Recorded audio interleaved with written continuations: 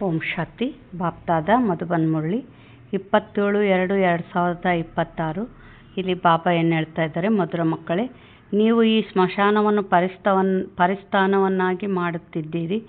ಆದ್ದರಿಂದ ನಿಮಗೆ ಈ ಹಳೆಯ ಪ್ರಪಂಚ ಸ್ಮಶಾನದಿಂದ ಸಂಪೂರ್ಣ ವೈರಾಗ್ಯ ಇರಬೇಕು.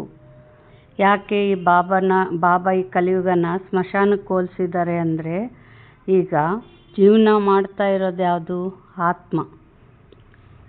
ಇವಾಗ ಆತ್ಮಕ್ಕೆ ಬೇಕಾಗಿರೋ ಸುಖ ಶಾಂತಿಗಳು ಇಲ್ಲ.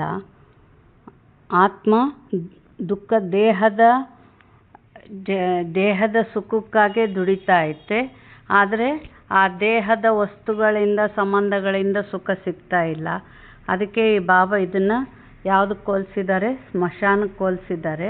ಅದಕ್ಕೆ ಇದ್ರ ಮೇಲೆ ವೈರಾಗ್ಯ ಇರಬೇಕು ನಿಮಗೆ ಅಂತ ಹೇಳ್ತಾರೆ ಬಾಬಾ.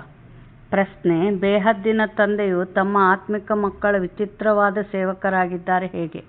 ಉತ್ತರ: ತಂದೆ ತಿಳಿಸುತ್ತಾರೆ, ಮಕ್ಕಳೇ, ನಾನು ನಿಮ್ಮ ಧೋಬಿ ಅಗಸ ಆಗಿದ್ದೇನೆ. ನೀವು ಮಕ್ಕಳನ್ನಷ್ಟೇ ಅಲ್ಲ, ಇಡೀ ಪ್ರಪಂಚದ ಚೀಚಿ ಕೊಳಕು ವಸ್ತುಗಳನ್ನು ಸೆಕೆಂಡಿನಲ್ಲಿ ಸ್ವಚ್ಛ ಮಾಡಿಬಿಡುತ್ತೇನೆ. ಆತ್ಮರೂಪಿ ವಸ್ತ್ರವು ಸ್ವಚ್ಛವಾದರೆ ಶರೀರವು ಶುದ್ಧವಾದದ್ದೇ ಸಿಗುತ್ತದೆ. ತಂದೆಯು ಇಂಥ ವಿಚಿತ್ರ ಸೇವಕನಾಗಿದ್ದಾರೆ. ಮನ್ಮನಾಭವದ ಚೂ ಮಂತ್ರದಿಂದ ಸೆಕೆಂಡಿನಲ್ಲಿ ಸ್ವಚ್ಛ ಮಾಡಿಬಿಡುತ್ತಾರೆ. ಬಾಬಾ ಎಲ್ಲೇನು ಹೇಳ್ತಾ ಇದ್ದಾರೆ? ಅಗಸ. ಯಾವುದು? ಆತ್ಮ ಅನ್ನೋ ಬಟ್ಟೆ ಒಗೆಯುವ ಅಗಸ. ಆದರೆ ಬಾಬಾ ಇಲ್ಲೇನು ಹೇಳ್ತಾರೆ? ನನಗೂ ಭಾಳ ಪರಿಶ್ರಮ ಆಗ್ತಾಯಿತ್ತು ನಿಮ್ಮನ್ನೆಲ್ಲ ಸ್ವಚ್ಛ ಮಾಡೋಕ್ಕೆ ಅಂತಾರೆ. ಯಾಕೆ ಅಂದರೆ ಕ್ಲೀನ್ ಆಗವಲ್ತಂತ ಗಟ್ಟಿಯಾಗಿ ಒಗೆದ್ರೆ ಹರಿದೋಗ್ತವೆ. ಹರಿದೋಗ್ತವಲ್ಲ ಅಂತ ಸ್ಮೂತಾಗಿ ಒಗೆದ್ರೆ ಕೊಳೆ ಹೋಗಲ್ಲ. ಅಂದ್ರೇನು? ಒಂದು ಮಾತು ಗಟ್ಟಿಯಾಗಿ ಅಂದರೆ ಕ್ಲಾಸೇ ಬಿಟ್ಟುಬಿಡ್ತಾರೆ. ಪ್ರೀತಿಯಿಂದ ಹೇಳಿದರೆ ಅರ್ಥ ಮಾಡ್ಕೊಳಲ್ಲ. ಅದಕ್ಕೆ ನನಗೂ ಪರಿಶ್ರಮ ಆಗ್ತೈತೆ ಅಂತ ಹೇಳ್ತಾರೆ ಬಾಬಾ. ಇಲ್ಲೇನು ಬಾಬಾ ಎಂಥ ಅಗಸ, ಒಂದು ಸೆಕೆಂಡಿನಲ್ಲಿ ಸ್ವಚ್ಛ ಮಾಡ್ತೀನಿ ಅಂತಾರೆ ಬಾಬಾ. ಓಂ ಶಾಂತಿ. ಓಂ ಶಾಂತಿಯ ಅರ್ಥವನ್ನು ಮಕ್ಕಳಿಗೆ ತಂದೆಯು ತಿಳಿಸಿದ್ದಾರೆ. ನಾನು ಆತ್ಮನ ಸ್ವಧರ್ಮವು ಶಾಂತಿಯಾಗಿದೆ. ಶಾಂತಿಧಾಮಕ್ಕೆ ಹೋಗುವುದಕ್ಕಾಗಿ ಯಾವುದೇ ಪುರುಷಾರ್ಥ ಮಾಡಬೇಕಾಗುವುದಿಲ್ಲ. ಆತ್ಮವು ಸ್ವಯಂ ಶಾಂತ ಸ್ವರೂಪ ಶಾಂತಿಧಾಮದ ನಿವಾಸಿಯಾಗಿದೆ. ಸ್ವಲ್ಪ ಸಮಯ ಶಾಂತಿಯಲ್ಲಿರಬಹುದಾಗಿದೆ. ಆತ್ಮವೇ ಹೇಳುತ್ತದೆ, ನಾನು ಕರ್ಮೇಂದ್ರಿಯಗಳ ಹೊರೆಯಿಂದ ಸುಸ್ತಾಗಿ ಬಿಟ್ಟಿದ್ದೇನೆ. ನಾನು ನನ್ನ ಸ್ವಧರ್ಮದಲ್ಲಿ ಸ್ಥಿತನಾಗುತ್ತೇನೆ. ಶರೀರದಿಂದ ಭಿನ್ನವಾಗಿ ಬಿಡುತ್ತೇನೆ. ಆದರೆ ಕರ್ಮವನ್ನಂತೂ ಮಾಡಲೇಬೇಕಾಗಿದೆ. ಎಲ್ಲಿಯವರೆಗೆ ಶಾಂತಿಯಲ್ಲಿ ಕುಳಿತುಕೊಂಡಿರುತ್ತೀರಿ? ಆತ್ಮವು ಹೇಳುತ್ತದೆ, ನಾನು ಶಾಂತಿ ದೇಶದ ನಿವಾಸಿಯಾಗಿದ್ದೇನೆ. ಕೇವಲ ಇಲ್ಲಿ ಶರೀರದಲ್ಲಿ ಬರುವುದರಿಂದ ನಾನು ಟಾಕಿಯಾಗಿದ್ದೇನೆ. ನಾನು ಆತ್ಮ ಅವಿನಾಶಿ. ನನ್ನ ಶರೀರವು ವಿನಾಶಿಯಾಗಿದೆ. ಆತ್ಮವು ಪಾವನ ಮತ್ತು ಪತಿತವಾಗುತ್ತದೆ. ಸತ್ಯಯುಗದಲ್ಲಿ ಪಂಚತತ್ವಗಳು ಸಹ ಸತೋಪ್ರಧಾನವಾಗಿರುತ್ತವೆ. ಇಲ್ಲಿ ಪಂಚತತ್ವಗಳು ತಮೋಪ್ರಧಾನವಾಗಿವೆ. ಚಿನ್ನದಲ್ಲಿ ತುಕ್ಕು ಬೀಳುವುದರಿಂದ ಚಿನ್ನವು ಪತಿತವಾಗಿ ಬಿಡುತ್ತದೆ. ಮತ್ತೆ ಅದನ್ನು ಸ್ವಚ್ಛ ಮಾಡಲು ಬಟ್ಟೆಯಲ್ಲಿ ಹಾಕಲಾಗುತ್ತದೆ. ಇದರ ಹೆಸರೇ ಆಗಿದೆ ಯೋಗಾಗ್ನಿ. ಪ್ರಪಂಚದಲ್ಲಂತೂ ಅನೇಕ ಪ್ರಕಾರದ ಹಠಯೋಗಗಳನ್ನು ಕಲಿಸುತ್ತಾರೆ. ಅದಕ್ಕೆ ಯೋಗಾಗ್ನಿ ಎಂದು ಹೇಳುವುದಿಲ್ಲ. ಯೋಗಾಗ್ನಿಯು ಇದಾಗಿದೆ, ಯಾವುದರಿಂದ ಪಾಪಗಳು ಸುಟ್ಟು ಹೋಗುತ್ತವೆ. ಆತ್ಮವನ್ನು ಪತಿತನಿಂದ ಪಾವನ ಮಾಡುವವರು ಪರಮಾತ್ಮನಾಗಿದ್ದಾರೆ. ಪತಿತ ಪಾವನ, ಬನ್ನಿ ಎಂದು ಅವರನ್ನೇ ಕರೆಯುತ್ತಾರೆ. ಡ್ರಾಮಾ ಪ್ಲಾನಾನುಸಾರ ಎಲ್ಲರೂ ಪತಿತ ತಮೋಪ್ರಧಾನರಾಗಲೇಬೇಕಾಗಿದೆ. ಬಾಬಾ ಏನು ಹೇಳ್ತಾ ಇದ್ದಾರೆ? ಆತ್ಮವನ್ನು ಪಾವನ ಮಾಡೋರು ಪರಮಾತ್ಮನೇ ಆಗಿದ್ದಾರೆ ಅಂತಂದರು. ಅಂದ್ರೇನು? ಈಗ ನೋಡ್ರಿ, ನಾವು ರೇಡಿಯೋ ಇಡ್ತೀವಿ. ಇಂಥ ನಂಬರಿಗೆ ಇಂಥದ್ದೇ ಸ್ಟೇಷನ್ನಿಂದ ಬರಬೇಕಂದ್ರೆ ಅದೇ ನಂಬರಿಗೆ ಬಂದರೆ ಮಾತ್ರ ಆ ರೇಡಿಯೋದು ಬರ್ತವೆ. ಅವೆಲ್ಲ ಇದು ಅಲೆಗಳು. ಅದರಂತೆ ಆ ಪರಮಾತ್ಮನಿಂದ ಬಂದ ಶಕ್ತಿನ ಯಾವುದಕ್ಕೆ ಮಾತ್ರ ಎಳ್ಕೊಳಕ್ಕೆ ಸಾಧ್ಯ? ಆತ್ಮಕ್ಕೆ ಮಾತ್ರ ಎಳ್ಕೊಳಕ್ಕೆ ಸಾಧ್ಯ. ಆಗ ಆತ್ಮದ ರೂಪದಿಂದ ನಾವು ಪರಮಾತ್ಮ ನೆನಪು ಮಾಡಿದಾಗ ಮಾತ್ರ ಪಾಪಗಳು ಭಸ್ಮ ಆಗ್ತವೆ. ಹೇಗೆ ಟ್ರಾನ್ಸ್ಫಾರ್ಮರ್ನಿಂದ ನಮ್ಮ ಮನೆಗೆ ಕರೆಂಟ್ ಬರಬೇಕಂದ್ರೆ ಏನು ಮಾಡಬೇಕು? ಆ ವಯರನ್ನು ಪ್ಲಾಸ್ಟಿಕ್ ಗುಂಟ ವಯರ್ ಜೋಡಿಸಿದ್ರೆ ಕರೆಂಟ್ ಬರಲ್ಲ. ಆ ಪ್ಲಾಸ್ಟಿಕ್ ಕಿತ್ತಿ ತಂತಿನ ಜೋಡಿಸಿದಾಗ ತಂತಿ ಕರೆಂಟನ್ನು ಎಳ್ಕೊಂತೈತೆ. ಅದರಂತೆ ಇಲ್ಲಿ ಪರಮಾತ್ಮನ ಶಕ್ತಿನ ಆತ್ಮ ಆ ಪರಮಾತ್ಮನಿಗೆ ಆತ್ಮ ಜೋಡಣೆಯಾದಾಗ ಮಾತ್ರ ಪಾಪ ಭಸ್ಮವಾಗ್ತವೆ. ಬಾಬಾ ಏನು ಹೇಳ್ತಾ ಇದ್ದಾರೆ, ಈಗ ಏ ಪತಿತ ಪಾವನ ಬನ್ನಿ ಎಂದು ಅವರನ್ನೇ ಕರೆಯುತ್ತಾರೆ. ಡ್ರಾಮಾ ಪ್ಲಾನ್ ಅನುಸಾರ ಎಲ್ಲರೂ ಪತಿತ ತಮೋ ಪ್ರಧಾನರಾಗಬೇಕಾಗಿದೆ. ಇದು ವೃಕ್ಷವಾಗಿದೆ. ಇದರ ಬೀಜರೂಪನೂ ಮೇಲಿದ್ದಾರೆ. ತಂದೆಯನ್ನು ಕರೆಯುವಾಗ ಬುದ್ಧಿಯು ಮೇಲೆ ಹೋಗುತ್ತದೆ. ಯಾರಿಂದ ನೀವು ಆಸ್ತಿಯನ್ನು ತೆಗೆದುಕೊಳ್ಳುತ್ತಿದ್ದೀರೋ ಅವರು ಈಗ ಕೆಳಗಡೆ ಬಂದಿದ್ದಾರೆ. ತಿಳಿಸುತ್ತಾರೆ, ಮಕ್ಕಳೇ, ನಾನು ಬರಲೇಬೇಕಾಗುತ್ತದೆ. ಅನೇಕ ಧರ್ಮಗಳ ಮನುಷ್ಯ ಸೃಷ್ಟಿಯ ವೃಕ್ಷವು ಈಗ ತಮೋಪ್ರಧಾನ ಪತಿತವಾಗಿದೆ, ಜಡ್ಜಡೀಭೂತ ಸ್ಥಿತಿಯನ್ನು ಹೊಂದಿದೆ. ತಂದೆ ಕುಳಿತು ಮಕ್ಕಳಿಗೆ ತಿಳಿಸುತ್ತಾರೆ, ಸತ್ಯಯುಗದಲ್ಲಿ ದೇವತೆಗಳು, ಕಲಿಯುಗದಲ್ಲಿ ಅಸುರರಿದ್ದಾರೆ. ಬಾಕಿ ಅಸುರರು ಮತ್ತು ದೇವತೆಗಳ ಯುದ್ಧವಾಗಲಿಲ್ಲ. ಅಂದ್ರೇನು, ಅಲ್ಲಿ ಕೃಷ್ಣ ಕಂಸನ ಕೊಂದ ಅಂತ ಶಾಸ್ತ್ರದ ಬರ್ದಾರ. ಆದರೆ ಕೃಷ್ಣ ಇರಲಿ, ಕಂಸ ಇರಲ್ಲ. ದೇವತೆಗಳ ಜಗತ್ತಿನಲ್ಲಿ, ಆ ದೈವಶಕ್ತಿ ತುಂಬಿದ ಜಗತ್ತಿನಲ್ಲಿ ಅಸುರಿ ಶಕ್ತಿ ತುಂಬಿದ ಮನುಷ್ಯರು ಜನ್ಮ ತಗೊಳ್ಳಲ್ಲ. ಕೃಷ್ಣ ಇರಲಿ, ಕಂಸ ಹುಟ್ಟಲ್ಲ. ಅದಕ್ಕೆ ಅಸುರರು ಮತ್ತು ದೇವತೆಗಳ ಮಧ್ಯೆ ಯುದ್ಧ ಆಗಲ್ಲ ಅಂತಾರೆ. ಆಮೇಲೆ ಇನ್ನೊಂದು ಪಾಯಿಂಟು, ದೇವತೆಗಳು ಯುದ್ಧ ಮಾಡೇ ಪಾಠ ಕಲಿಸೋ ಅವಶ್ಯಕತೆ ಇಲ್ಲ. ಒಂದು ತಿರುಪತಿ ಆ ಮೂರ್ತಿ ಮುಂದೆ 1 ಸೆಕೆಂಡಿನ ದರ್ಶನದಾಗ ಎಷ್ಟು ಶಾಂತಿ ಅನುಭವ ಆಗ್ತೈತಲ್ಲ. ಅಂದರೆ ಇನ್ನು ಅವರ ಚೈತನ್ಯ ಮೂರ್ತಿಗಳ ಮುಂದೆ ಇನ್ನೆಷ್ಟು ಇರ್ಬೋದು ಶಕ್ತಿ. ಅಲ್ಲಿ ಅವರು ಯುದ್ಧ ಮಾಡಿ ಪಾಠ ಕಲಿಸೋ ಅವಶ್ಯಕತೆ ಇಲ್ಲ. ಅವರ ಒಂದು ದೈವಶಕ್ತಿಯಿಂದ ಎಂಥ ಪಾಪ ಆಗಲಿ ಸುಟ್ಟೋಗ್ತತೆ. ಅದಕ್ಕೆ ಅವರು ಯುದ್ಧ ಮಾಡಲ್ಲ, ದೇವತೆಗಳು ಅಸುರರು. ನೀವು ಯೋಗ ಬಲದಿಂದ ಅಸುರಿ ಪಂಚವಿಕಾರಗಳ ಮೇಲೆ ಜಯಗಳಿಸುತ್ತೀರಿ. ಬಾಕಿ ಯಾವುದೇ ಹಿಂಸಕ ಯುದ್ಧದ ಮಾತಿಲ್ಲ. ನೀವು ಯಾವುದೇ ಪ್ರಕಾರದಿಂದ ಹಿಂಸೆ ಮಾಡುವುದಿಲ್ಲ ಎಂದು ಯಾರನ್ನೂ ಹೊಡೆಯುವುದೂ ಇಲ್ಲ. ನೀವು ಡಬಲ್ ಅಹಿಂಸಕರಾಗಿದ್ದೀರಿ. ಕಾಮಕಟಾರಿಯನ್ನು ನಡೆಸುವುದು ಬಹಳ ದೊಡ್ಡ ಪಾಪವಾಗಿದೆ. ತಂದೆ ತಿಳಿಸುತ್ತಾರೆ, ಈ ಕಾಮಕಟಾರಿಯೇ ಆದಿ ಮಧ್ಯ ಅಂತ್ಯ ದುಃಖ ಕೊಡುತ್ತದೆ. ಆದ್ದರಿಂದ ವಿಕಾರದಲ್ಲಿ ಹೋಗಬಾರದು. ತಾವು ಸರ್ವಗುಣ ಸಂಪನ್ನರು ಎಂದು ದೇವತೆಗಳ ಮುಂದೆ ಮಹಿಮೆ ಮಾಡುತ್ತಾರಲ್ಲವೇ. ಆತ್ಮವು ಹೇಳುತ್ತದೆ, ನಾವು ಪತಿತರಾಗಿದ್ದೇವೆ. ಆದ್ದರಿಂದಲೇ ಏ ಪತಿತ ಪಾವನ ಬನ್ನಿ ಎಂದು ಕರೆಯುತ್ತಾರೆ. ಪಾವನರಿದ್ದಾಗ ಯಾರನ್ನೂ ಕರೆಯುವುದಿಲ್ಲ. ಅದಕ್ಕೆ ಸ್ವರ್ಗವೆಂದು ಹೇಳಲಾಗುತ್ತದೆ. ಇಲ್ಲಂತೂ ಸಾಧು ಸಂತ ಮೊದಲಾದವರು ಹೇ ಪತಿತ ಪಾವನ ಸೀತಾರಾಮ್ ಎಂದು ಎಷ್ಟೊಂದು ಹಾಡುತ್ತಾರೆ. ತಂದೆ ತಿಳಿಸುತ್ತಾರೆ, ಈ ಸಮಯದಲ್ಲಿ ಇಡೀ ಪ್ರಪಂಚವು ಪತಿತವಾಗಿದೆ. ಇದರಲ್ಲಿಯೂ ಯಾರದೂ ದೋಷವಿಲ್ಲ. ಈ ನಾಟಕವು ಮಾಡಲ್ಪಟ್ಟಿದೆ. ಬಾಬಾ ಏನಂತಾರೆ, ಯಾರದೂ ದೋಷ ಇಲ್ಲ ಅಂತಾರೆ. ಯಾಕೆ? ಈಗ ಅನ್ನ ಮಾಡಿವಂದರೆ ಒಂದು 15 ತಾಸು 20 ತಾಸು ಆಯಿತು ಅಂದರೆ ಏನಾಗ್ತೈತೆ, ಅದು ವಾಸನೆ ಬರಲೇಬೇಕು. ಅಯ್ಯೋ ಅದು ಯಾಕೆ ವಾಸನೆ ಬಂತು ಅಂದರೆ ಸೃಷ್ಟಿಯ ನಿಯಮ. ಅದರಂತೆ ಬಾಬಾ ಇದೆಲ್ಲ ಆಗಲೇಬೇಕು ಅಂತ ಹೇಳ್ತಾರೆ ಬಾಬಾ. ನಾನು ಬರುವವರೆಗೆ ಇವರು ತಮ್ಮ ಪಾತ್ರವನ್ನು ಅಭಿನಯಿಸಲೇಬೇಕಾಗಿದೆ. ಜ್ಞಾನ ಮತ್ತು ಭಕ್ತಿ, ನಂತರ ವೈರಾಗ್ಯ ಬರುವುದು. ಹಳೆಯ ಪ್ರಪಂಚದಿಂದ ವೈರಾಗ್ಯ, ಇದು ಬೇಹದ್ದಿನ ವೈರಾಗ್ಯವಾಗಿದೆ. ಅವರದು ಹದ್ದಿನ ವೈರಾಗ್ಯವಾಗಿದೆ. ಯಾರ್ದು ಹದ್ದಿನ ವೈರಾಗ್ಯ? ಹಠಯೋಗಿಗಳು, ಸನ್ಯಾಸಿಗಳದು. ಬಾಬಾ ಏನಂತಾರೆ, ನೀವು ತಿಳಿದುಕೊಂಡಿದ್ದೀರಿ ಈ ಹಳೆಯ ಪ್ರಪಂಚವು ಈಗ ಸಮಾಪ್ತಿಯಾಗಲಿದೆ. ಹೊಸ ಮನೆಯನ್ನು ಕಟ್ಟಿಸುತ್ತಾರೆಂದರೆ ಹಳೆ ಮನೆಯೊಂದಿಗೆ ವೈರಾಗ್ಯ ಉಂಟಾಗಿ ಬಿಡುತ್ತದೆ ಅಲ್ಲವೇ. ಬೇಹದ್ದಿನ ತಂದೆ ತಿಳಿಸುತ್ತಾರೆ, ಈಗ ನಿಮಗೆ ಸ್ವರ್ಗವೆಂಬ ಮನೆಯನ್ನು ಕಟ್ಟಿಸಿಕೊಡುತ್ತೇನೆ. ಈಗ ಇದು ನರಕವಾಗಿದೆ. ಸ್ವರ್ಗ ಹೊಸ ಪ್ರಪಂಚವಾಗಿದೆ, ನರಕವು ಹಳೆಯ ಪ್ರಪಂಚವಾಗಿದೆ. ನಾವೀಗ ಹಳೆಯ ಪ್ರಪಂಚದಲ್ಲಿದ್ದು ಹೊಸ ಪ್ರಪಂಚವನ್ನು ಕಟ್ಟಿಸುತ್ತಿದ್ದೇವೆ. ಹಳೆಯ ಸ್ಮಶಾನದಲ್ಲಿ ನಾವು ಸ್ವರ್ಗವನ್ನು ಸ್ಥಾಪಿಸುತ್ತೇವೆ. ಇದೇ ಜಮುನಾ ನದಿಯ ತೀರದಲ್ಲಿ ಮಹಲುಗಳು ತಯಾರಾಗುತ್ತವೆ. ಇದೇ ದೆಹಲಿ, ಜಮುನಾ ನದಿ ಇತ್ಯಾದಿಗಳಿರುವವು. ಬಾಕಿ ಪಾಂಡವರ ಕೋಟೆಗಳಿತ್ತು ಎಂದು ಏನನ್ನು ತೋರಿಸುತ್ತಾರೆಯೋ ಇವೆಲ್ಲವೂ ದಂತಕಥೆಗಳಾಗಿವೆ. ಡ್ರಾಮಾ ಪ್ಲಾನ್ ಅನುಸಾರ ಅವಶ್ಯವಾಗಿ ಪುನಃ ಇವು ಆಗುತ್ತವೆ. ಹೇಗೆ ನೀವು ಯಜ್ಞ, ತಪ, ದಾನ, ಪುಣ್ಯ ಇತ್ಯಾದಿಗಳನ್ನು ಮಾಡುತ್ತಾ ಬಂದಿದ್ದೀರಿ, ಇವು ಪುನಃ ಮಾಡಬೇಕಾಗುವುದು. ಮೊದಲು ನೀವು ಶಿವನ ಭಕ್ತಿ ಮಾಡುತ್ತೀರಿ, ಸುಂದರವಾದ ಮಂದಿರಗಳನ್ನು ಕಟ್ಟಿಸುತ್ತೀರಿ. ಅದಕ್ಕೆ ಅವ್ಯಭಿಚಾರಿ ಭಕ್ತಿ ಎಂದು ಹೇಳಲಾಗುತ್ತದೆ. ಅಂದರೆ ದ್ವಾಪರದಾಗ ಫಸ್ಟ್ ಪೂಜೆ ನಡೀತತೆ. ಅದು ಹೇಗೆ ಶುರುವಾಗ್ತತೆ ಭಕ್ತಿ ಅಂದರೆ ನೋಡ್ರಿ, ಇವಾಗ ಬಾಬನ ಜ್ಞಾನ ಕೂಡ ಹೇಗೆ ಹರಡಿತು ಇಡೀ ಜಗತ್ತಿಗೆ. ಫಸ್ಟು ಬ್ರಹ್ಮ ತಂದೆಯಲ್ಲಿ ಪ್ರವೇಶ ಮಾಡಿದರು. ಬ್ರಹ್ಮ ತಂದೆ ಮತ್ತು ಸತ್ಸಂಗ ಶುರು ಮಾಡಿದರು. ಎಲ್ಲರೂ ಬಂದರು. ಹಾಗೆ ಹರಡ್ತಾ ಊರೆಲ್ಲರೂ ಬಂದರು. ಆಮೇಲೆ ಸುತ್ತ ಕಡೆ, ಆಮೇಲೆ ಇಡೀ ಭಾರತ, ಆಮೇಲೆ ಇಡೀ ದೇಶ, ಹಿಂಗೆ ಸ್ಪ್ರೆಡ್ ಆಗ್ತಾ ಹೋಯ್ತಲ್ಲ ಜ್ಞಾನ. ಭಕ್ತಿ ಕೂಡ ಅದೇ ರೀತಿ. ಫಸ್ಟ್ ವಿಕ್ರಮಾದಿತ್ಯ ರಾಜ ಆಗಿರ್ತಾರೆ ಬ್ರಹ್ಮ ತಂದೆ, ಅವರೇ ಸೌರಾಷ್ಟ್ರ ಸೋಮನಾಥಲ್ಲಿ ಶಿವಲಿಂಗ ಸ್ಥಾಪನೆ ಮಾಡ್ತಾರೆ. ಅಲ್ಲಿಂದ ಸುತ್ತಮುತ್ತ ಇರೋರೆಲ್ಲ ಗುಡಿಗೆ ಹೋಗಿ ಭಕ್ತಿ ಮಾಡೋದು ಶುರು ಮಾಡ್ತಾರೆ.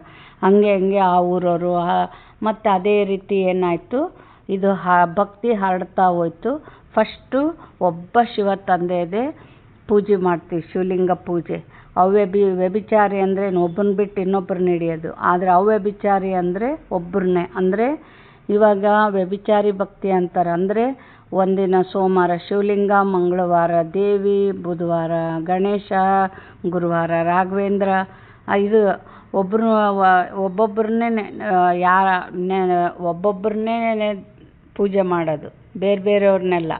ಅದಕ್ಕೆ ವ್ಯಭಿಚಾರಿ ಭಕ್ತಿ. ಅವ್ಯಭಿಚಾರಿ ಅಂದ್ರೇನು, ಒಬ್ಬರದೇ ದ್ವಾಪರದ ಆದಿಯಲ್ಲೇನು ಒಬ್ಬ ಶಿವಲಿಂಗದ ಪೂಜೆ ಮಾಡ್ತಾ ಇರ್ತೀವಿ. ಬಾಬಾ ಏನು ಹೇಳ್ತಾ ಇದ್ದಾರೆ, ಈಗ ನೀವೀಗ ಜ್ಞಾನ ಮಾರ್ಗದಲ್ಲಿದ್ದೀರಿ, ಇದು ಅವ್ಯಭಿಚಾರಿ ಜ್ಞಾನವಾಗಿದೆ. ಒಬ್ಬ ಶಿವ ತಂದೆಯಿಂದಲೇ ಕೇಳುತ್ತೀರಿ. ಇವರಿಗೆ ಮೊಟ್ಟ ಮೊದಲು ನೀವು ಭಕ್ತಿಯನ್ನು ಆರಂಭಿಸಿದಿರಿ. ಆ ಸಮಯದಲ್ಲಿ ಮತ್ತಾರು ಇರುವುದಿಲ್ಲ, ನೀವೇ ಇರುತ್ತೀರಿ. ನೀವು ಬಹಳ ಸುಖಿಯಾಗಿರುತ್ತೀರಿ. ದೇವತಾ ಧರ್ಮವು ಬಹಳ ಸುಖ ಕೊಡುವಂಥದ್ದಾಗಿದೆ. ಹೆಸರನ್ನು ತೆಗೆದುಕೊಳ್ಳುತ್ತಿದ್ದಂತೆಯೇ ಬಾಯಿ ಸಿಹಿಯಾಗಿ ಬಿಡುತ್ತದೆ. ಅಂದಾಗ ನೀವು ಒಬ್ಬ ತಂದೆಯಿಂದಲೇ ಜ್ಞಾನವನ್ನು ಕೇಳುತ್ತೀರಿ. ತಂದೆ ತಿಳಿಸುತ್ತಾರೆ, ಮತ್ತಾರಿಂದಲೂ ಕೇಳಬೇಡಿ. ನಿಮ್ಮದು ಇದು ಅವ್ಯಭಿಚಾರಿ ಜ್ಞಾನವಾಗಿದೆ. ನೀವು ಬೇಹದ್ದಿನ ತಂದೆಯ ಮಕ್ಕಳಾಗಿದ್ದೀರಿ. ತಂದೆಯಿಂದಲೇ ನಂಬರ್ವಾರ್ ಪುರುಷಾರ್ಥದನುಸಾರ ಆಸ್ತಿ ಸಿಗುವುದು. ತಂದೆಯು ಸ್ವಲ್ಪ ಸಮಯಕ್ಕಾಗಿ ಸಾಕಾರದಲ್ಲಿ ಬಂದಿದ್ದಾರೆ. ತಿಳಿಸುತ್ತಾರೆ, ನಾನೇ ನೀವು ಮಕ್ಕಳಿಗೆ ಜ್ಞಾನ ಕೊಡಬೇಕಾಗಿದೆ. ನನಗೆ ಸ್ಥಿರವಾದ ಶರೀರವಿಲ್ಲ. ನಾನು ಇವರಲ್ಲಿ ಪ್ರವೇಶ ಮಾಡುತ್ತೇನೆ. ಶಿವಜಯಂತಿಯಾದ ಕೂಡಲೇ ಗೀತಾ ಜಯಂತಿಯಾಗಿ ಬಿಡುತ್ತದೆ. ಆಗಿನಿಂದಲೇ ಜ್ಞಾನ ಕೊಡುವುದನ್ನು ಆರಂಭಿಸಿ ಬಿಡುತ್ತಾರೆ. ಆ ಆತ್ಮಿಕ ವಿದ್ಯೆಯನ್ನು ನಿಮಗೆ ಪರಮಪಿತ ಪರಮಾತ್ಮನೇ ಕೊಡುತ್ತಿದ್ದಾರೆ. ನೀರಿನ ಮಾತಿಲ್ಲ, ನೀರಿಗೆ ಜ್ಞಾನವೆಂದು ಹೇಳುವುದಿಲ್ಲ. ಜ್ಞಾನದಿಂದಲೇ ನೀವು ಪತಿತರಿಂದ ಪಾವನರಾಗುತ್ತೀರಿ. ಸ್ಥೂಲ ನೀರಿನಿಂದ ಪಾವನರಾಗುವುದಿಲ್ಲ. ನದಿಗಳಂತೂ ಇಡೀ ಪ್ರಪಂಚದಲ್ಲಿ ಇದ್ದೇ ಇದೆ. ಜ್ಞಾನಸಾಗರ ತಂದೆಯೇ ಬಂದು ಇವರಲ್ಲಿ ಪ್ರವೇಶ ಮಾಡಿ ಜ್ಞಾನವನ್ನು ತಿಳಿಸುತ್ತಾರೆ. ಇಲ್ಲಿ ಯಾರಾದರೂ ಮರಣ ಹೊಂದಿದಾಗ ಬಾಯಲ್ಲಿ ಜಲವನ್ನು ಹಾಕುತ್ತಾರೆ. ಈ ಜಲವು ಪತಿತರಿಂದ ಪಾವನ ಮಾಡುವಂಥದ್ದಾಗಿದೆ. ಆದ್ದರಿಂದ ಸ್ವರ್ಗದಲ್ಲಿ ಹೊರಟು ಹೋಗುವರೆಂದು ತಿಳಿಯುತ್ತಾರೆ. ಇಲ್ಲಿಯೂ ಗೋಮುಖಕ್ಕೆ ಹೋಗುತ್ತಾರೆ. ವಾಸ್ತವದಲ್ಲಿ ನೀವು ಚೈತನ್ಯ ಗೋಮುಖವಾಗಿದ್ದೀರಿ. ನಿಮ್ಮ ಬಾಯಿಂದ ಜ್ಞಾನಾಮೃತವು ಹೊರಬರುತ್ತದೆ. ಗೋವಿನಿಂದ ಹಾಲು ಸಿಗುತ್ತದೆಯೇ ಹೊರತು ನೀರಿನ ಮಾತಿಲ್ಲ. ಈಗ ನಿಮಗೆ ಅರ್ಥವಾಗಿದೆ, ನೀವು ತಿಳಿದುಕೊಂಡಿದ್ದೀರಿ. ಡ್ರಾಮಾದಲ್ಲಿ ಯಾವುದು ಒಂದು ಬಾರಿ ಆಗಿ ಹೋಯಿತು, ಅದು ಮತ್ತೆ 5000 ವರ್ಷಗಳ ನಂತರ ಚಾಚು ತಪ್ಪದೆ ಪುನರಾವರ್ತನೆಯಾಗುವುದು. ಇದನ್ನು ತಂದೆಯೇ ತಿಳಿಸುತ್ತಾರೆ. ಅವರು ಎಲ್ಲರ ಸದ್ಗತಿದಾತನಾಗಿದ್ದಾರೆ. ಈಗಂತೂ ಎಲ್ಲರೂ ದುರ್ಗತಿಯಲ್ಲಿದ್ದಾರೆ. ಬಾಬಾ ಇಲ್ಲೇನು ಹೇಳ್ತಾ ಇದ್ದಾರೆ, ರಾವಣನನ್ನು ಏಕೆ ಸುಡುತ್ತಾರೆಂದು ನೀವು ಮೊದಲು ತಿಳಿದುಕೊಂಡಿರಲಿಲ್ಲ. ಈಗ ನಿಮಗೆ ತಿಳಿದಿದೆ. ಬೇಹದ್ದಿನ ದಶಹರ ಆಗಲಿದೆ. ದಶಹರ ಅಂದರೆ 10 ಅಂದರೆ 5 ಹೆಣ್ಮಕ್ಳು ಪಂಚವಿಕಾರ, 5 ಗಂಡ್ಮಕ್ಳು ಪಂಚವಿಕಾರ. 10 ವಿಕಾರಗಳ ಹರ ಅಂದ್ರೇನು, ಭಸ್ಮ. ದಶಹರ 10 ವಿಕಾರಗಳು ಭಸ್ಮ ಆಗ್ತವೆ. ಅದಕ್ಕೆ ದಶಹರ ಅಂತ ಹೇಳಲಾಗ್ತದೆ. ಇಲ್ಲಿ ಬಾಬಾ ಏನು ಹೇಳ್ತಾ ಇದ್ದಾರೆ, ಇಡೀ ಸೃಷ್ಟಿಯಲ್ಲಿ ರಾವಣ ರಾಜ್ಯ ಇದೆಯಲ್ಲವೇ, ಇಡೀ ಪೃಥ್ವಿಯೇ ಲಂಕೆಯಾಗಿದೆ. ರಾವಣನು ಯಾವುದೇ ಹದ್ದಿನಲ್ಲಿರುವುದಿಲ್ಲ. ಇಡೀ ಸೃಷ್ಟಿಯಲ್ಲಿಯೇ ರಾವಣ ರಾಜ್ಯವಿದೆ. ಭಕ್ತಿಯು ಅರ್ಧಕಲ್ಪ ನಡೆಯುತ್ತದೆ. ಮೊದಲು ಅವ್ಯಭಿಚಾರಿ ಭಕ್ತಿ ಇರುತ್ತದೆ, ನಂತರ ವ್ಯಭಿಚಾರಿ ಭಕ್ತಿಯು ಆರಂಭವಾಗುತ್ತದೆ. ದಸಹರ, ರಕ್ಷಾಬಂಧನ ಮೊದಲಾದವುಗಳೆಲ್ಲವೂ ಈಗಿನ ಹಬ್ಬಗಳಾಗಿವೆ. ಶಿವ ಜಯಂತಿಯ ನಂತರ ಕೃಷ್ಣ ಜಯಂತಿ ಆಗುತ್ತದೆ. ಈಗ ಕೃಷ್ಣಪುರಿಯ ಸ್ಥಾಪನೆಯಾಗುತ್ತಿದೆ. ಇಂದು ಕಂಸಪುರಿಯಲ್ಲಿದ್ದೀರಿ, ನಾಳೆ ಕೃಷ್ಣಪುರಿಯಲ್ಲಿರುತ್ತೀರಿ. ಕೃಷ್ಣನು ಇಲ್ಲಿರಲು ಸಾಧ್ಯವೇ? ಕೃಷ್ಣನು ಸತ್ಯಯುಗದಲ್ಲಿಯೇ ಜನ್ಮ ಪಡೆಯುತ್ತಾನೆ. ಕೃಷ್ಣನು ಮೊಟ್ಟಮೊದಲ ರಾಜಕುಮಾರನಾಗಿದ್ದಾನೆ. ಓದಲು ಶಾಲೆಗೆ ಹೋಗುತ್ತಾನೆ. ಮತ್ತೆ ದೊಡ್ಡವನಾದ ಮೇಲೆ ಸಿಂಹಾಸನದ ಮಾಲೀಕನಾಗುತ್ತಾನೆ. ಉಳಿದಂತೆ ಈ ರಾಸಲೀಲೆ ಎಂದರೆ ಸತ್ಯಯುಗದಲ್ಲಿ ಅವರು ಪರಸ್ಪರ ಖುಷಿಯನ್ನು ಆಚರಿಸುವುದಾಗಿದೆ. ಬಾಕಿ ಕೃಷ್ಣನು ಯಾರಿಗೂ ಕುಳಿತು ಜ್ಞಾನವನ್ನು ತಿಳಿಸಲು ಸಾಧ್ಯವಿಲ್ಲ. ಮಹಿಮೆಯೆಲ್ಲವೂ ಒಬ್ಬ ಶಿವ ತಂದೆಯದೇ ಆಗಿದೆ. ಯಾರನ್ನು ಪತಿತರಿಂದ ಪಾವನರನ್ನಾಗಿ ಮಾಡುತ್ತಾರೆ ಆ ಶಿವ ತಂದೆಯದೇ ಮಹಿಮೆಯಾಗಿದೆ. ನೀವು ಯಾರಾದರೂ ದೊಡ್ಡ ಅಧಿಕಾರಿಗಳಿಗೆ ತಿಳಿಸಿದರೆ ತಾವು ಸತ್ಯವನ್ನು ಹೇಳುತ್ತೀರಿ ಎಂದು ಹೇಳುತ್ತಾರೆ, ಆದರೆ ಅವರು ಯಾರಿಗೂ ತಿಳಿಸಲು ಸಾಧ್ಯವಿಲ್ಲ. ಅವರ ಮಾತನ್ನು ಯಾರೂ ಕೇಳುವುದಿಲ್ಲ. ಬೀಕೆ ಆದರೆಂದರೆ ಇವರಿಗಂತೂ ಬೀಕೆಗಳ ಜಾದು ಹಿಡಿದುಬಿಟ್ಟಿದೆ ಎಂದು ಎಲ್ಲರೂ ಹೇಳತೊಡಗುತ್ತಾರೆ. ಬೀಕೆಗಳ ಹೆಸರನ್ನು ಕೇಳಿದರೆಂದರೆ ಸಾಕು, ಇವರು ಜಾದು ಮಾಡುವರೆಂದು ತಿಳಿಯುತ್ತಾರೆ. ಯಾಕೆ ಜಾದು ಮಾಡೋದು ಅಂತ ಅನ್ಕೊಂತಾರೆ? ಯಾಕೆಂದರೆ ನಾವು ಏನಾಗ್ತೀವಿ, ಯಾವಾಗ ಬಾಬನ ಮಡ್ಲಿಗೆ ಬರ್ತೀವೋ ನಾವು ಸ್ವಲ್ಪ ಹಳೆ ಜಗತ್ತಿನ ಸಂಬಂಧಗಳಿಂದ ಬುದ್ಧಿಗೇನು ಅವ್ರ ಜೊತೆಗೆ ಕಡಿಮೆ ಆಗಿಬಿಡ್ತತೆ ನಮ್ಮ ಒಡನಾಟ ಎಲ್ಲವುದು. ಆದರೆ ಅವರೇನು ಅನ್ಕೊಂತಾರೆ, ಇವರು ಸನ್ಯಾಸಿಗಳ ಥರ ಆಗಿಬಿಟ್ಟಾರೆ ಅನ್ಕೊಂತಾರೆ. ಸನ್ಯಾಸಿಗಳಲ್ಲ. ಬಾಬಾ ನಮಗೆ ನಿರಾಕಾರನ ಜೊತೆಗೆ ನಮಗೆ ಪ್ರೀತಿ ಇರ್ತತ್ತಲ್ಲ, ನಾವು ನಿರಾಕಾರನ ಜೊತೆಗೆ ಪ್ರೀತಿ ಅನುಭವ ಮಾಡೋದು ಅವ್ರ ಕಣ್ಣಿಗೆ ಕಾಣಲ್ಲಲ್ಲ. ಅದಕ್ಕೆ ಅವ್ರೇನು ಅನ್ಕೊಂತಾರೆ, ಇವರು ಸನ್ಯಾಸಿಗಳ ಥರ ಆಗಿಬಿಟ್ಟಾರೆ ಅನ್ಕೊಂತಾರೆ. ಅದಕ್ಕೆ ಇವರು ಜಾದು ಮಾಡೋರು ಅಂದ್ಕೊಂಡ್ಬಿಡ್ತಾರೆ. ಯಾರಿಗಾದರೂ ಸ್ವಲ್ಪ ಜ್ಞಾನ ಹೇಳಿದರೆ ಸಾಕು, ಈ ಬೀಕೆಗಳು ಜಾದು ಮಾಡುತ್ತಾರೆ, ಇವರು ತಮ್ಮ ದಾದಾರವರ ವಿನಃ ಮತ್ಯಾರನ್ನು ಒಪ್ಪುವುದಿಲ್ಲ, ಭಕ್ತಿ ಇತ್ಯಾದಿಗಳನ್ನು ಮಾಡುವುದಿಲ್ಲವೆಂದು ಹೇಳುತ್ತಾರೆ. ನೋಡ್ರಿ, ಅವರೇನು ನಾವು ಬ್ರಹ್ಮ ತಂದೆನೇ ಭಗವಂತ ಅನ್ಕೊಂಡಾರ.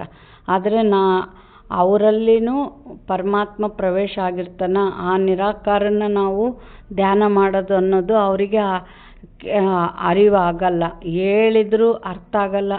ಅದು ಯಾರು ಭಕ್ತಿ ಮಾಡಿರ್ತಾರೋ, ಯಾರು ಬಾಬನ ಇಲ್ಲಿ ಪರಮಾತ್ಮ ತಂದೆನೇ ಆ ದಿವ್ಯ ಬುದ್ಧಿ ತೆಗೆದಾಗ ಅವರು ಪರಮಾತ್ಮನ ಅನುಭವ ಮಾಡಿ ತಂದೆ ಮಡ್ಲಿಗೆ ಬರ್ತಾರೆ. ಎಷ್ಟು ಹೇಳಿದರೂ ಅವ್ರು ಭಗವಂತನ ಮಡ್ಲಿಗೆ ಬರೋದಿಲ್ಲ ಅಂದರೆ ಎಷ್ಟು ಹೇಳಿದರೂ ಅವ್ರಿಗೆ ಅನುಭವ ಆಗಲ್ಲ. ಬಾಬಾ ಏನು ಹೇಳ್ತಾ ಇದ್ದಾರೆ, ತಂದೆ ತಿಳಿಸುತ್ತಾರೆ, ಮಕ್ಕಳೇ ಭಕ್ತಿ ಮಾಡಬೇಡಿ ಎಂದು ಯಾರನ್ನೂ ನಿರಾಕರಿಸಬಾರದು. ಭಕ್ತಿಯು ತಾನಾಗಿಯೇ ಬಿಟ್ಟು ಹೋಗುವುದು. ನೀವು ಭಕ್ತಿ ಬಿಡುತ್ತೀರಿ, ವಿಕಾರವನ್ನು ಬಿಡುತ್ತೀರಿ, ಇದರಿಂದಲೇ ಏರುಪೇರುಗಳಾಗುತ್ತವೆ. ಬಾಬಾ ಏನು ಹೇಳ್ತಾ ಇದ್ದಾರೆ, ಯಾರಿಗೂ ಭಕ್ತಿ ಮಾಡಬಾರ್ದು ಅಂತ ಹೇಳಬಾರ್ದು. ಆಮೇಲೆ ಇವರು ದೇವರಲ್ಲ, ಪರಮಾತ್ಮ ದೇವರು, ಇವರು ದೇವರಲ್ಲ ಅಂತ ಆ ಥರ ಹೇಳ್ಬಾರ್ದು. ನಾವು ಗಣೇಶ ಇರ್ಬೋದು, ಆಂಜನೇಯ ಇರ್ಬೋದು, ರಾಮಕೃಷ್ಣ ಯಾರೇ ಇರ್ಬೋದು, ಆ ಥರ ಹೇಳ್ಬಾರ್ದು. ಅವು ಯಾಕೆ ಅಂದರೆ ಇವಾಗ ಶಿವಬಾ ಬಂತು, ಇವಾಗ ಬಂದಾರ, ವಿನಾಶ 100 ವರ್ಷ ಆಯ್ತು ಅಂತ ಹೇಳಿದಾರ. ಇಷ್ಟು ದಿವಸ ಒಂದು ಸ್ವಲ್ಪ ಪಡೆದದ್ದಷ್ಟಾಗಲಿ ಶಾಂತಿ, ಒಂದು ಸ್ವಲ್ಪ ಸಮಾಧಾನ ಅವರಿಂದನೇ ಪಡೆದಾರಲ್ಲ. ಅವ್ರ ಮೇಲೆ ಕೆಲವೊಬ್ಬರು ಭಾಳ ಭಕ್ತಿ ಮಾಡ್ತಿರ್ತಾರೆ, ಪ್ರಾಣಕ್ಕೆ ಸಮಾನ ಪ್ರೀತಿಸ್ತಿರ್ತಾರೆ, ಅಷ್ಟು ಭಕ್ತಿ ಇರ್ತೈತೆ ಅವ್ರಿಗೆ. ನೀವು ದೇವರಲ್ಲ ಅಂಬತ್ಲೆ ನಿಮ್ಮ ಜ್ಞಾನನೇ ಬೇಡ ಅಂತ ಹೋಗ್ಬಿಡ್ತಾರೆ. ಆ ಥರ ಎಲ್ಲ ಹೇಳೋದು. ಈ ಥರ ಹೇಳಬೇಕು. ಏನು ಅಂದರೆ, ಈಗ ಯಾರಾದರೂ ಒಂದು ಡ್ರಮ್ ನೀರು ತಂದಿಟ್ಕೊಂಡಿರ್ತಾರೆ, ಅವ್ರ ತಗೋಗಿ ನಾವು ನೀರು ಕೇಳಿದರೆ ಎಷ್ಟು ಕೊಡ್ತಾರೆ? 1 ಬಿಂದಿಗೆ ಕೊಡ್ತಾರೆ. ಅದರಂತೆ ಈಗ ಇವರು ದೇವತೆಗಳು ಕೂಡ ಎಲ್ಲ ಶಕ್ತಿನ ಯಾರಿಂದ ಪಡೆದಾರ? ಪರಮಾತ್ಮನಿಂದ ಪಡೆದಾರ. ಅವರೇ ಪರಮಾತ್ಮನಿಂದ ಒಂದಿಷ್ಟು ತಗೊಂಡಾರ. ನಮಗೆ ಕೊಡಂದ್ರೆ ಇನ್ನೆಷ್ಟು ಕೊಡ್ತಾರೆ? ಸ್ವಲ್ಪ ಕೊಡ್ತಾರೆ. ಆದರೆ ನಮ್ಮ ಮನೆಗೆಲ್ಲ ಆಗೋಷ್ಟು ನಮಗೆ ನೀರು ಬೇಕು ಅಂದರೆ ಎಲ್ಲಿಗೆ ಹೋಗ್ಬೇಕು? ನಾವು ಕೆರೆಗೋ ಬಾವಿಗೋ ಹೋದರೆ ನಮಗೆ ಬೇಕಾಗಷ್ಟು ನೀರು ಸಿಗ್ತವೆ. ಅದರಂತೆ ಈಗ ಸಾಗರದಷ್ಟು ಶಕ್ತಿ ಇರೋ ಪರಮಾತ್ಮನ ಹಿಡ್ಕೊಂಡ್ರೆ ಏನು 84 ಜನ್ಮದ ಸುಖಕ್ಕೆ ಬೇಕಾಗಷ್ಟು ಕೊಡೋಕೆ ಭಗವಂತ ಬಂದಾನ. ಈ ಥರ ಅವರಿಗೆ ಅರ್ಥ ಮಾಡಿ ತಿಳಿಸ್ಬೇಕು. ಪಟಕ್ನ ದೇವರಲ್ಲ, ಅವ್ರನ್ನ ಬಿಟ್ಟು ಬಿಡ್ರಿ ಈ ಥರ ಹೇಳಿದರೆ ಅವರು ನೀವು ಬೇಡ, ನಿಮ್ಮ ಓಂ ಶಾಂತಿನೂ ಬೇಡ ಅಂದ್ಬಿಡ್ತಾರೆ. ಭಾಳ ಯುಕ್ತಿಯಿಂದ ತಿಳಿಸ್ಬೇಕು. ಬಾಬಾ ಇಲ್ಲೇನು ಹೇಳ್ತಾ ಇದ್ದಾರೆ,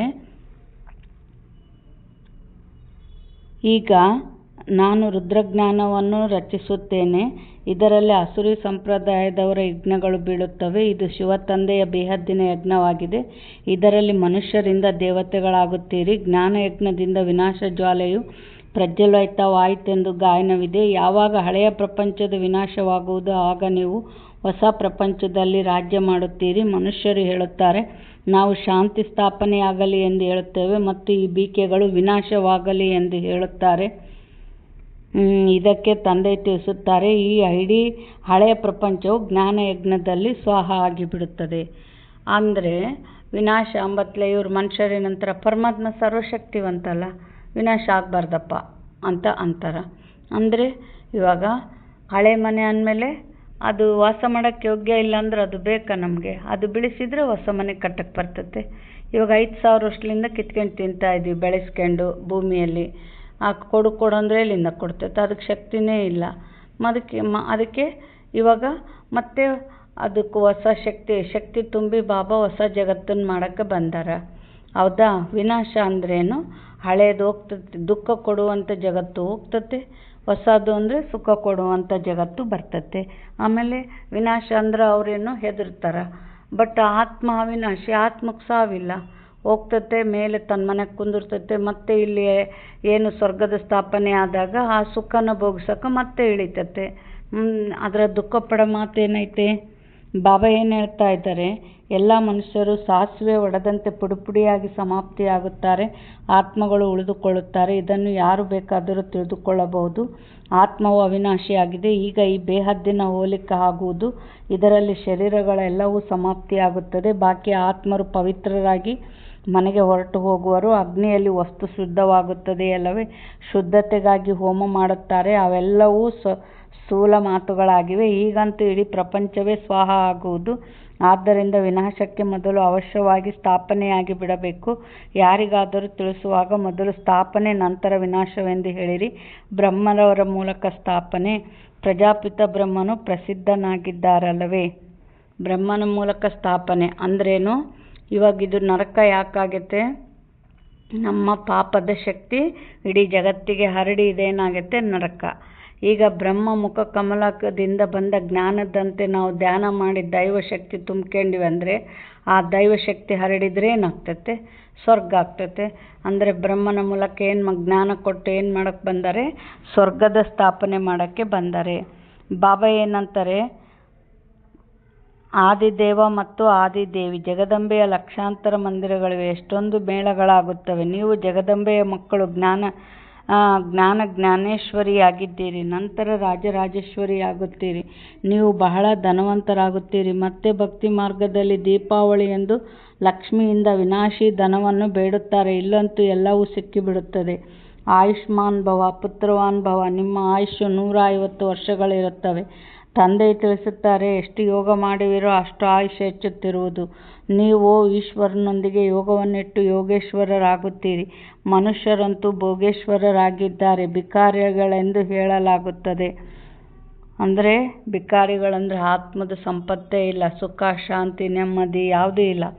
ಕೊಳಕಾದ ಬಟ್ಟೆಯನ್ನು ಒಗೆದರು ಎಂದು ತಂದೆ ತಿಳಿಸುತ್ತಾರೆ. ನನ್ನನ್ನು ಧೋಬಿ ಅಂತಲೂ ಹೇಳುತ್ತಾರೆ. ನಾನು ಬಂದು ಎಲ್ಲ ಆತ್ಮಗಳನ್ನು ಸ್ವಚ್ಛ ಮಾಡುತ್ತೇನೆ. ಮತ್ತು ಶರೀರವು ಸಹ ಹೊಸದು ಶುದ್ಧವಾದದ್ದು ಸಿಗುತ್ತದೆ. ನಾನು ಸೆಕೆಂಡಿನಲ್ಲಿ ಇಡೀ ಪ್ರಪಂಚದ ವಸ್ತ್ರಗಳನ್ನು ಸ್ವಚ್ಛ ಮಾಡಿಬಿಡುತ್ತೇನೆ. ಕೇವಲ ಮನ್ಮನಾಭವಾಗಿ ಬಿಟ್ಟರೆ ಆತ್ಮ ಮತ್ತು ಶರೀರ ಪವಿತ್ರವಾಗಿ ಬಿಡುತ್ತದೆ. ಮಂತ್ರವಲ್ಲವೇ? ಸೆಕೆಂಡಿನಲ್ಲಿ ಜೀವನ್ಮುಕ್ತಿ ಎಷ್ಟು ಸಹಜ ಉಪಾಯವಾಗಿದೆ. ತಂದೆಯನ್ನು ನೆನಪು ಮಾಡಿದರೆ ಪಾವನರಾಗಿ ಬಿಡುತ್ತೀರಿ. ನಡೆದಾಡುತ್ತಾ ತಿರುಗಾಡುತ್ತಾ ತಂದೆಯನ್ನು ಕೇವಲ ನೆನಪು ಮಾಡಿ. ನಾನು ಮತ್ತೇನು ಕಷ್ಟವನ್ನು ನಿಮಗೆ ಕೊಡುವುದಿಲ್ಲ, ಕೇವಲ ನೆನಪು ಮಾಡಬೇಕಾಗಿದೆ. ಈಗ 1 ಸೆಕೆಂಡಿನಲ್ಲಿ ನಿಮ್ಮದು ಏರುವ ಕಲೆಯಾಗುತ್ತದೆ. ಅಂದರೆ 1 ಸೆಕೆಂಡ್ ಧ್ಯಾನ ಮಾಡಿದರೆ 1 ಸೆಕೆಂಡು 1 ವಾರಕ್ಕೆ ಸಮಾನ ಅಂತ ಹೇಳ್ತಾರೆ ಬಾಬಾ.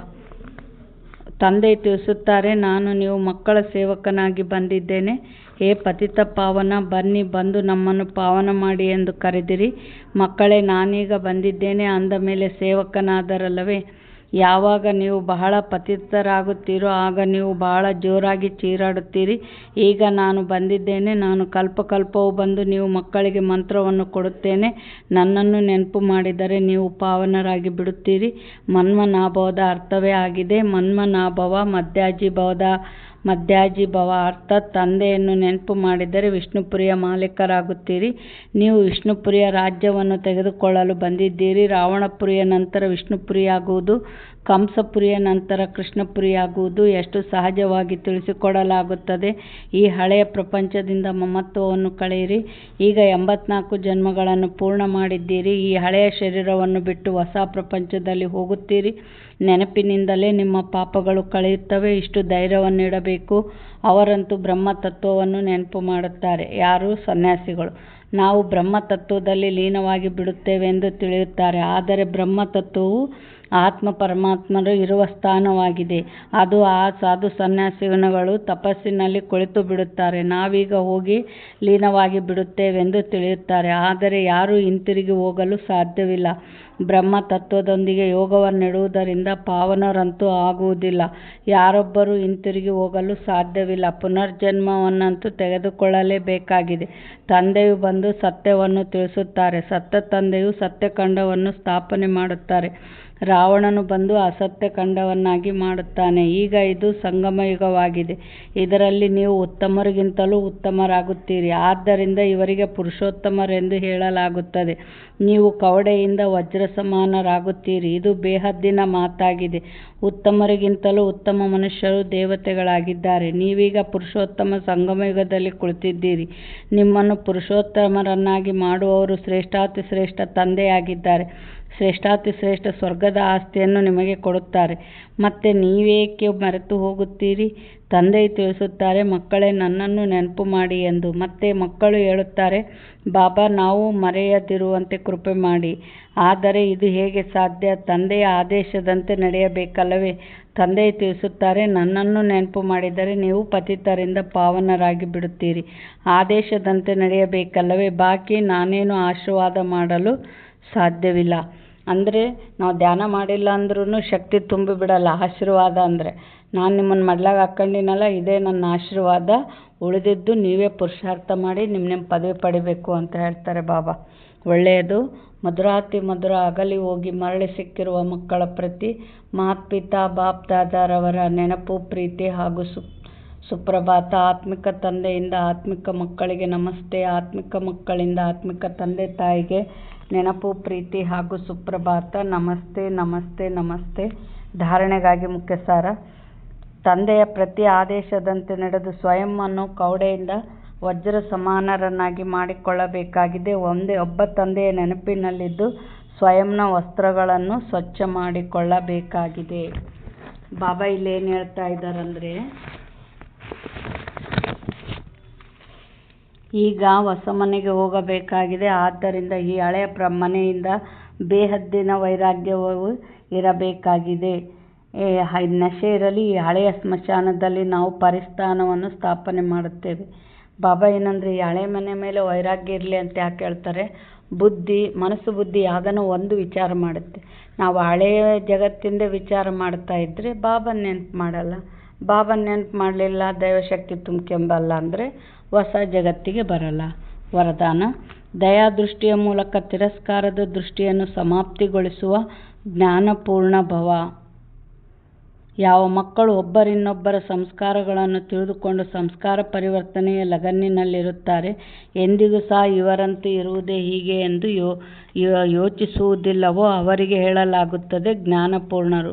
ಅವರು ಸ್ವಯಂವನ್ನು ನೋಡಿಕೊಳ್ಳುತ್ತಾ ಹಾಗೂ ನಿರ್ವಿಘ್ನರಾಗಿ ಇರುತ್ತಾರೆ. ಅವರ ಸಂಸ್ಕಾರವು ತಂದೆಯ ಸಮಾನ ದಯಾಹೃದಯಿ ಆಗಿರುತ್ತದೆ. ದಯಾದೃಷ್ಟಿಯು ತಿರಸ್ಕಾರದ ದೃಷ್ಟಿಯನ್ನು ಸಮಾಪ್ತಿ ಮಾಡಿಬಿಡುತ್ತದೆ. ಇಂತಹ ದಯಾಹೃದಯಿ ಮಕ್ಕಳೆಂದಿಗೂ ಸಹ ಪರಸ್ಪರದಲ್ಲಿ ಕಿರಿಕಿರಿ ಮಾಡುವುದಿಲ್ಲ. ಅವರು ಸುಪುತ್ರರಾಗಿದ್ದು ಪ್ರತ್ಯಕ್ಷ ಪ್ರಮಾಣವನ್ನು ಕೊಡುತ್ತಾರೆ. ಬಾಬಾ ಏನು ಹೇಳ್ತಾ ಇದ್ದಾರೆ? ದಯಾದೃಷ್ಟಿಯ ಮೂಲಕ ತಿರಸ್ಕಾರದ ದೃಷ್ಟಿ ಸಮಾಪ್ತಿ ಮಾಡಿರಿ ಅಂತ. ಇವಾಗ ನಾವು ಕೊಕ್ಕರಗಳ ಮಧ್ಯೆನೇ ಇದ್ದೀವಿ. ಆಗಲೆಲ್ಲ ಆ ಕೊಕ್ಕರಗಳು ನೋಡ್ಕೊಂತ ನಮ್ಮ ಸ್ಥಿತಿ ಕೆಡಿಸ್ಕೊಂಡ್ರೆ ನಾವು ಸತ್ಯಕ್ಕೆ ಹೋಗೋಕ್ಕಾಗ್ತದಾ? ಇಲ್ಲ. ಮತ್ತು ನಾವೇನು ಮಾಡಬೇಕು? ದಯಾದೃಷ್ಟಿಯಿಂದ ಅವ್ರನ್ನ ಪರಿವರ್ತನೆ ಮಾಡ್ಕೋಬೇಕು. ಅಂದರೆ ಶಾಂತಿ ಕಿರಣ ತುಂಬಿ ಶುಭ ಭಾವನೆ, ಶುಭ ಕಾಮನೆಯಿಂದ, ಸಹನೆಯಿಂದ, ಆಶೀರ್ವಾದದಿಂದ ಏನು ಮಾಡಬೇಕು? ಅವ್ರನ್ನ ಪರಿವರ್ತನೆ ಮಾಡಿ ಅವ್ರ ಜೊತೆಗೆ ನಮ್ಮ ತಿರಸ್ಕಾರದ ದೃಷ್ಟಿನ ತೆಗಿಬೇಕು. ದಯಾದೃಷ್ಟಿಯಿಂದ ಅವ್ರನ್ನ ಪರಿವರ್ತನೆ ಮಾಡಿ ಏನು ನಮ್ಮ ಸ್ಥಿತಿ ಸರಿಗಿಟ್ಟುಕೊಳ್ಳುವಂಥ ಜ್ಞಾನಪೂರ್ಣರಾಗ್ರಿ ಅಂತ ಇಲ್ಲಿ ಬಾಬಾ ಹೇಳ್ತಾ ಇದ್ದಾರೆ. ಸ್ಲೋಗನ್: ಸದಾ ಪರಮಾತ್ಮನ ಚಿಂತನೆ ಮಾಡುವವರೇ ನಿಶ್ಚಿಂತ ಚಕ್ರವರ್ತಿ ಆಗಿದ್ದಾರೆ. ಅವರಲ್ಲಿ ಯಾವುದೇ ಪ್ರಕಾರದ ಚಿಂತೆ ಉಂಟಾಗಲು ಸಾಧ್ಯವಿಲ್ಲ. ಅಂದರೆ ಬಾಬನ ಚಿಂತೆ ಮಾಡಿ ಕರ್ಮಗಳು ಸುಟ್ಟಂಗೆಲ್ಲ ಏನಾಗ್ತೀವಿ, ಮತ್ತು ನಿಶ್ಚಿಂತ ಚಕ್ರವರ್ತಿ ಹಾಗೆ ಆಗ್ತೀವಿ.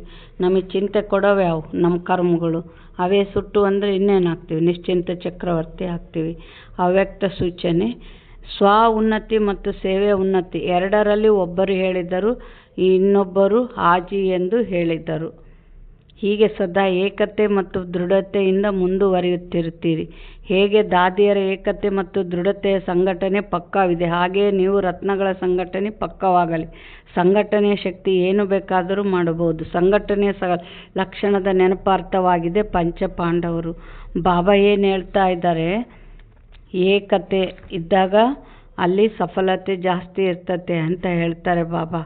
ಅಂದರೆ ಅವ್ರು ಹೇಳಿದ್ರಾ, ನಾವು ಸಲಹೆ ಕೊಡೋದು ಅಂದರೆ ಅವ್ರು ಒಪ್ಪಲೇಬೇಕು ನಮ್ಮ ಸಲಹೆ ಅಂತಲ್ಲ.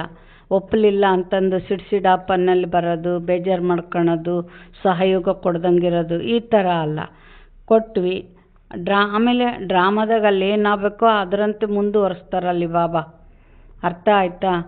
ಒಟ್ಟು ಕೊಡೋ ಟೈಮ್ನಾಗ ಕೊಡೋದು, ಸ್ವೀಕಾರ ಮಾಡೋ ಟೈಮ್ನಾಗ ಸ್ವೀಕಾರ ಮಾಡೋದು, ಒಟ್ಟು ಈ ಥರ ಏಕತೆಯಲ್ಲಿದ್ದು ಇದ್ದಾಗ ಏನಾಗ್ತತೆ ಅಂತ ಹೇಳಿದರು ಬಾಬಾ. ಸಂಘಟನೆಯ ಶಕ್ತಿ ಆಗ್ತತೆ, ಅದರಲ್ಲಿ ಸಫಲತೆ ಆಗ್ತತೆ ಅಂತ ಬಾಬಾ ಹೇಳ್ತಾರೆ. ಒಳ್ಳೆಯದು. ಓಂ ಶಾಂತಿ.